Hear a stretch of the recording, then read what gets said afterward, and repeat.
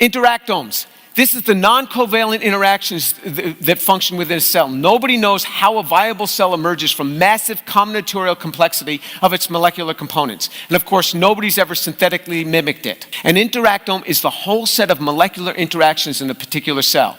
If one merely considers protein-protein interaction combinations in just a single yeast cell, the result is an estimated 10 to the 79 billion combinations.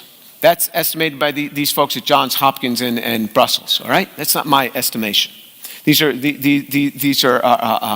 biophysicists, all right?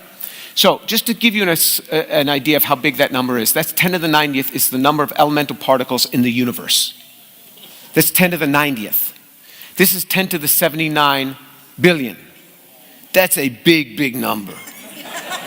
People do not understand numbers. They just don't. You say $1 million, $1 billion, what's the difference? $1 million or $1 billion?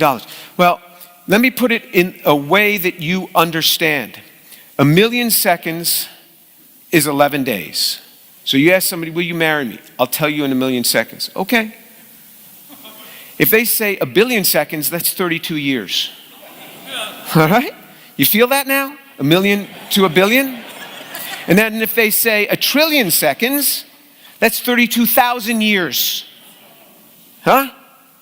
You see the difference when you go up 3 orders of magnitude? You go 1 million, 10 to the 6th, to 10 to the 9th, to 10 to the 12th. That's 10 to the 79 billion.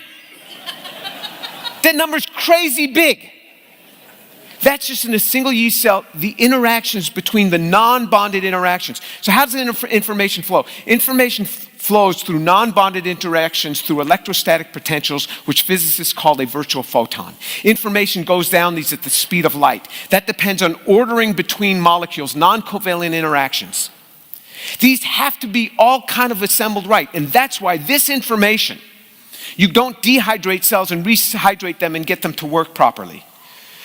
When a cell divides, it collapses down, puts the information on both halves, and brings it into both sides. So that that information keeps going to the next and the next generation. Because when you lose these intermolecular interactions that are non-covalent, non-attached, you've lost your information flow. Big problem. Nobody has explained, nobody in Origin of Life ever mentions the word interactomes. Never will you hear it in their literature. Next slide. Are you designed?